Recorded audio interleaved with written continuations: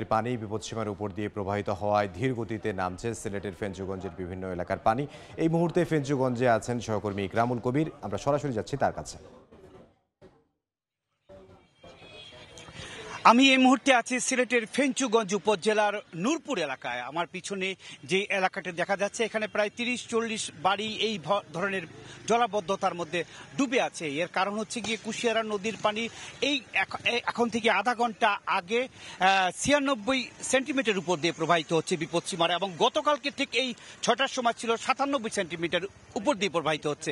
অর্থাৎ ২৪ ঘন্টায় মাত্র ১ সেন্টিমিটার পানি নেমেছে কুশিয়ারা নদীতে। অন্যদিকে সিলেটের সুরমা কিংবা নদী কিংবা সারিগাং, ডাউকি, এই সমস্ত নদী এখনো বিপদসীমার নিচে নেমে যাচ্ছে অনেক জায়গাতে, যার কারণে সিলেটে যে পর্যটন কেন্দ্রগুলো, সেই পর্যটন কেন্দ্রগুলো খুলে দেওয়া হয়েছে। তাতে বোঝা যাচ্ছে সেই সমস্ত এলাকা দিয়ে পানি অনেকটা নেমে গেছে, কিন্তু কুশিয়ারা পাড়ের মানুষের দুর্গতি এখনো কমছে না। এই এলাকা না শুধু ফেঞ্চুগঞ্জে ৫টা ইউনিয়ন পার্শ্ববর্তী বালাগঞ্জ, উসমানীনগর এলাকার মানুষ পানিতে ডুবে আছে। আপনারা দেখতে পাচ্ছেন এই লাইনে যে ব্যবসা প্রতিষ্ঠানগুলো আছে, সব ব্যবসা প্রতিষ্ঠান বন্ধ রয়েছে। একটি দোকান খোলা হয়েছে, তারপরেও এখানকার মানুষজন সাঁকো দিয়ে, আপনারা দেখতে পাচ্ছেন যে সাঁকো দিয়ে পারাপার হচ্ছে, এই দোকানে যাচ্ছে বা বিভিন্ন বাসা বাড়িতে আছে। প্রায় ৮-১০ দিন ধরে এইভাবে পানিতে ডুবে আছে এই এলাকার মানুষেরা।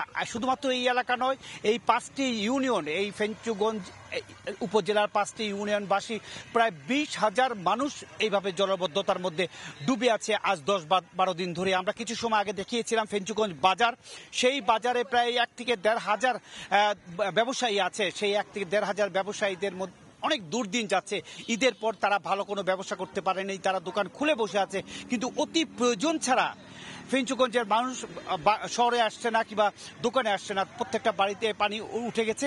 কুশিয়ারা নদীর পানি কোনোভাবেই নামছে না। এর কারণ হিসেবে পানি উন্নয়ন বোর্ড বলছে যে হাকালুকি দিয়ে প্রবল বেগে পানি ঢুকছে কুশিয়ারা নদীতে, অন্যান্য জুড়ি নদী দিয়ে পানি ঢুকছে, এবং অন্যান্য যে হাওরগুলো আছে এই এলাকার কিংবা সুনামগঞ্জের এলাকা, প্রত্যেকটি হাওর পানিতে পরিপূর্ণ হয়ে গিয়েছে, যার কারণে কুশিয়ারা নদীর পানি নামতে সমস্যা হচ্ছে বা সময় লাগছে, বা নদী যে নাব্যতা, সেই নাব্যতা অনেকাংশে কমে গিয়েছে। মোটামুটি এই ছিল যে কুশিয়ারা নদীর পানি না নামার কারণে সিলেটের যে কয়েকটি উপজেলার মানুষ দুর্গতির মধ্যে আছেন, তার সবশেষ খবর। সিলেটের ফেঞ্চুগঞ্জ থেকে বন্যা দুর্গতদের খবর জানাচ্ছিলেন সহকর্মী ইকরামুল কবির। দেখছেন।